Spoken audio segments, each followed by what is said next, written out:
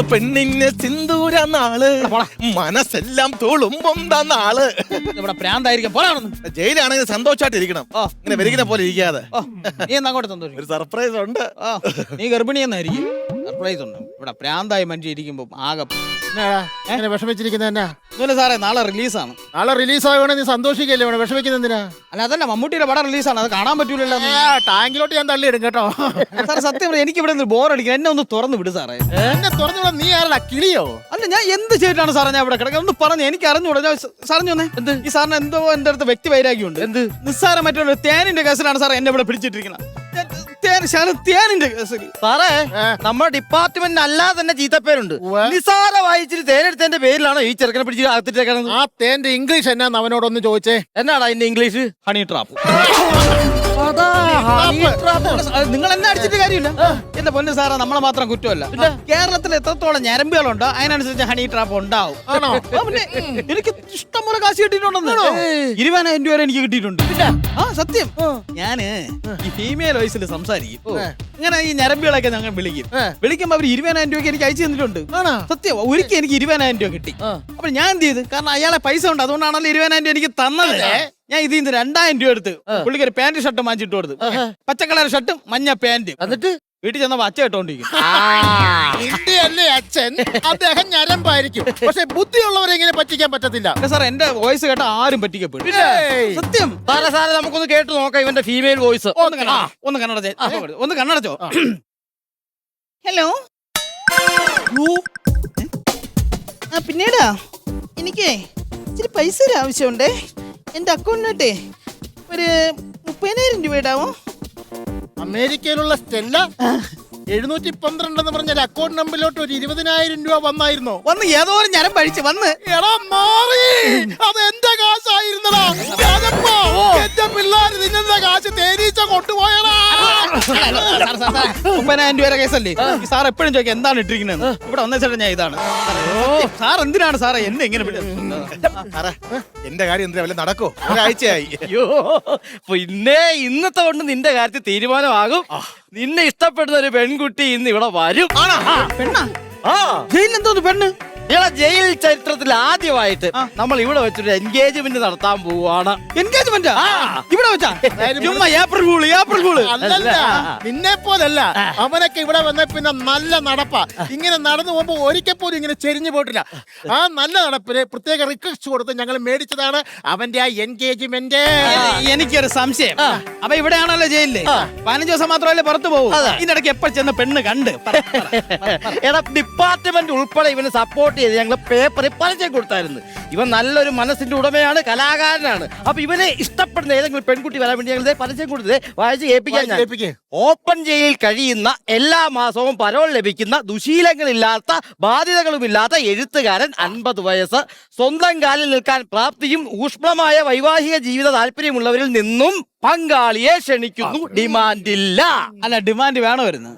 കാരണം എറണാകുളം ജില്ലാ കളക്ടർ ആണല്ലോ 21ാം നമ്പറിൽ ഇവിടെ നിൽക്കുന്നത്. കല്യാണം നടത്തിയാൽ പറ്റുമെന്നുണ്ടെങ്കിൽ അവനെക്കാളും കല്യാണം കഴിക്കാൻ മുട്ടിയിരിക്കണം. ഞാൻ എന്നെ അങ്ങ് കെട്ടിക്കും. മുട്ടുകാലി ഞാൻ കയറ്റും കേട്ടോ.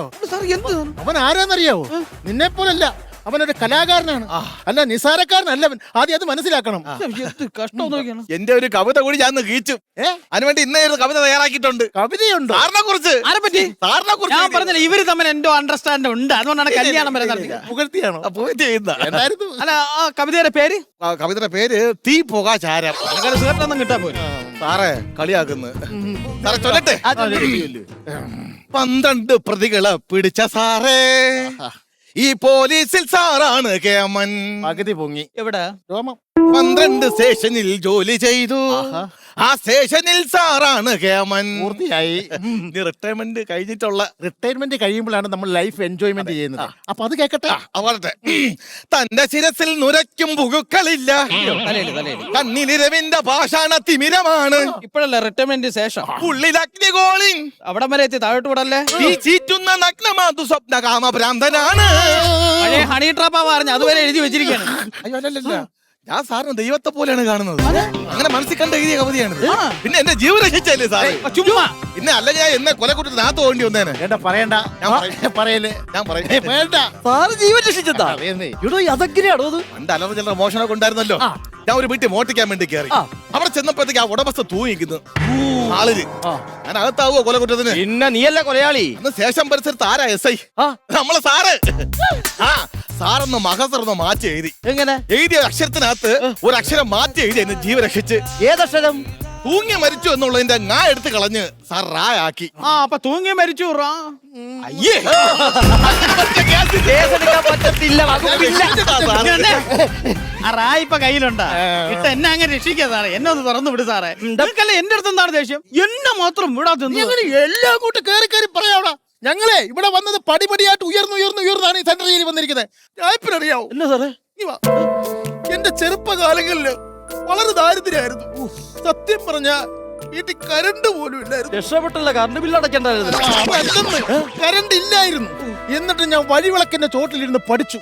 അങ്ങനെ SLCക്ക് ഏറ്റവും കൂടുതൽ മാർക്ക് മേടിച്ചു. BAക്ക് ചേർന്നു. BAക്ക് ഞാൻ ഏറ്റവും കൂടുതൽ മാർക്ക് മേടിച്ചു. അങ്ങനെ MA എടുത്തു, MA എടുത്തു. അങ്ങനെ പടിപടിയായിട്ട് ഉയർന്നാണ് ഞാൻ ഇന്ന് ഈ സെൻട്രൽ ജയിലിൽ വന്ന് നിൽക്കുന്നത്. മൊത്തത്തിൽ അപ്പൊ എത്ര വർഷം സാറേ? 23 വർഷം എടുത്തു ഞാൻ ഈ സെൻട്രൽ ജയിലിൽ വരാൻ. എന്റെ പൊന്നെ, 23 വർഷം വെറുതെ പോയി.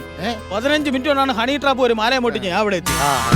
23 വർഷം സാറേ. ഞാൻ ഒരു കാര്യം ചോദിക്കട്ടെ, 21 വർഷം കൊണ്ട് സാർ ഇവിടെ ആർക്കൊക്കെയാണ് കാവലിക്കുന്നത്?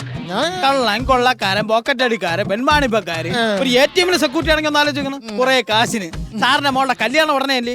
അപ്പൊ മരുമോന്റെ അടുത്ത് എന്ത് പറയാം? ഞാൻ കള്ളന് കാവലിക്കണം. അത് പോട്ടെന്ന് വെക്കാം. സാറിന് IG വരുമ്പോ സല്യൂട്ട് അടിക്കണോ? സല്യൂട്ട് അടിക്കണം. CM വരുമ്പോ സല്യൂട്ട് അടിക്കണോ? സല്യൂട്ട് അടിക്കണം. 5ാം ക്ലാസ് തോറ്റ എനിക്ക് ആരെ സല്യൂട്ട് അടിക്കണ്ട. 23 വർഷം കണ്ട് കളഞ്ഞിട്ട് വന്നിരിക്കും. സത്യത്തിൽ അവനെയാ സാറേ എന്ന് വിളിക്കേണ്ടത്. ആയപ്പോ ഞാൻ ഈ ജോലി രാജിവെച്ചാലോ? ജോലി രാജിവെക്കാതെ ജോലി പോകുന്ന ഒരു വകുപ്പ് എനിക്കറിയാം. എല്ലാം ഞാൻ സാധിച്ചു തരാം. സാറേ നൈസായിട്ട് അങ്ങ് തുറന്നാ ഞാൻ അങ്ങ് പോട്ടെ. കല്യാണം പറ്റി. അയ്യോ സാറേ, ഞാൻ വിളിച്ചു നോക്കട്ടെ. ഹലോ, എവിടെ എത്തി? ആടാ, ശരി ഓക്കെ. സാറേ, ഉമ്മറത്തെത്തി. ഉമ്മറെത്തിയോ? ഉമ്മറെത്തിയെന്നല്ലെന്ന്, പെണ്ണും പെണ്ണിന്റെ അപ്പനും കൂടി നമ്മുടെ വാതിക്കലെത്തിയത്. അഭ്യർത്ഥനയുണ്ട്. അറിയാമല്ലോ, ഈ ബന്ധുക്കളാരും ഇല്ല. ആ സ്ഥാനത്ത് നിന്ന് ഈ ചടങ്ങ് നടത്തി തരണം. എനിക്ക് പിറക്കാതെ പോയ മകനല്ലേടാ നീ. നിന്റെ അച്ഛന്റെ സ്ഥാനത്ത് നിന്ന് ഞാൻ ഈ കല്യാണം നടത്തി തരും. മതി സാറേ. നിന്റെ അളിയന്റെ സ്ഥാനത്ത് ഈ ഞാനുണ്ടാ. അതെ, ഒരു കല്യാണം ഒരു പാചകക്കാരൻ വേണം. അപ്പൊ ഞാൻ പാചകം ഏറ്റെടുക്കാം. ഈ എറണാകുളത്ത് നല്ല സംഭവങ്ങളൊന്നുമില്ല. ചാലക്കകത്ത് നല്ല കിട്ടും. പോയിട്ട് അടുത്ത ആഴ്ച വരാം.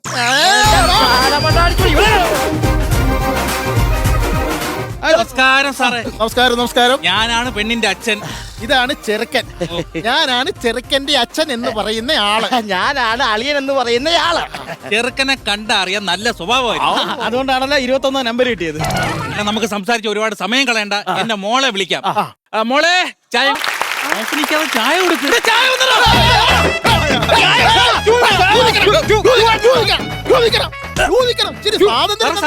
ഇതെന്താ സംഭവം? സെൻട്രൽ ജയിലാ. ഇവിടെ ആഹാരം കൊടുക്കുമ്പോ ക്യൂ നിർത്തിയേ കൊടുക്കുള്ളൂ. സാറേ, ഇതാണ് എന്റെ മോള്. എങ്ങനുണ്ട്?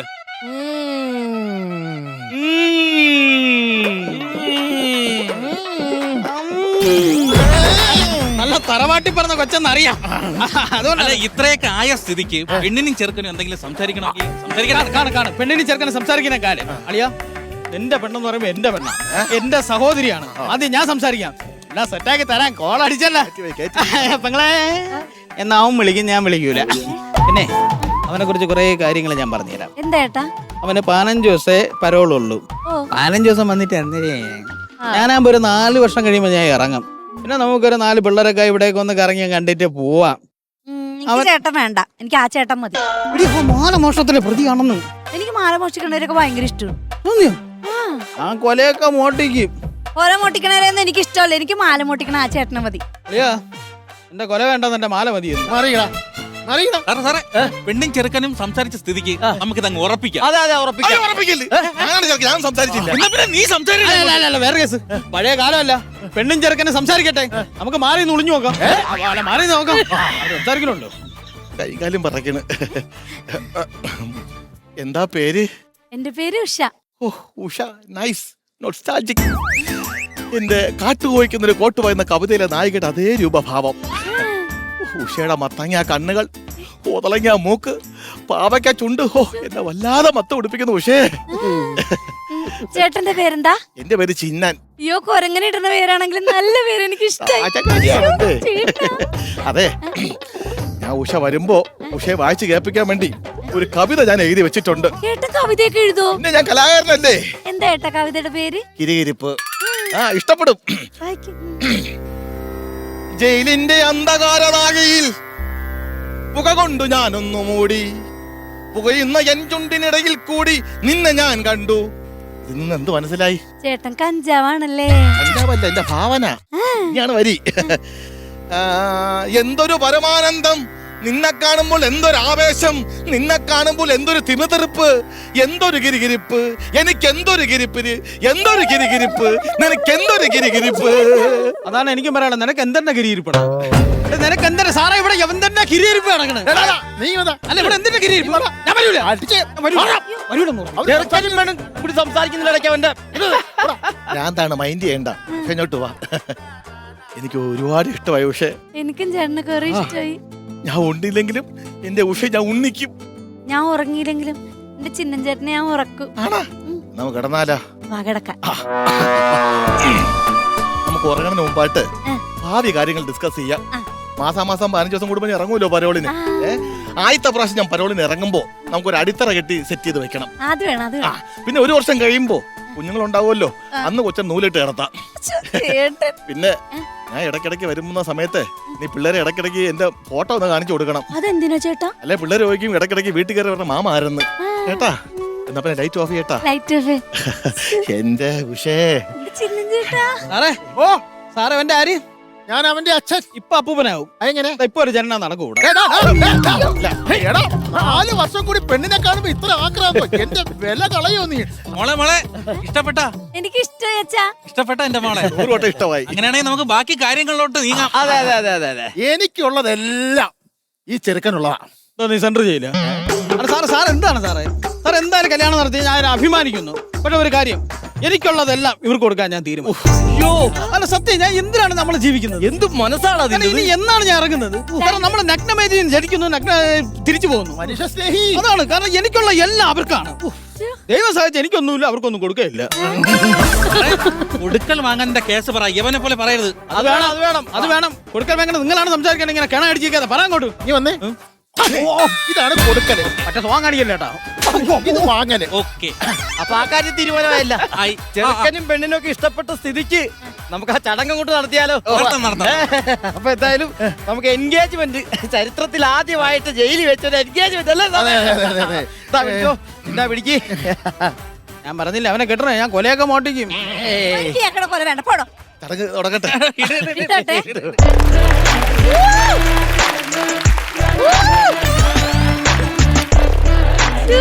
നല്ല മോതിരച്ച നോക്ക്. സാറേ, അങ്ങനെ മനോഹരമായിട്ട് ചടങ്ങ് കഴിഞ്ഞു. അടുത്ത ബാക്കിയുള്ള പരിപാടിക്ക് എങ്ങനെയാണ്? അടുത്ത ആഴ്ച നീ പരോളിന് ഇറങ്ങുമല്ലേ? അതെ. അപ്പൊ നിന്റെ കല്യാണോ ആദ്യ രാത്രി? അല്ല, അടുത്ത ആഴ്ച പറ്റൂല. അടുത്ത ആഴ്ച എന്റെ മോക്ക് പരോള് കഴിഞ്ഞിട്ട് അവക്ക് ജയിലിൽ തിരിച്ചു പോകണം. എന്റെ മോക്ക് ജയിലിൽ തിരിച്ചു പോണോന്ന്. ജയിലിലേക്ക് തിരിച്ചു പോണം. എനക്കെന്തൊരു ജയിലില്? ഞാൻ നേരത്തെ 2 കല്യാണം കഴിച്ചിട്ടുണ്ടായിരുന്നു.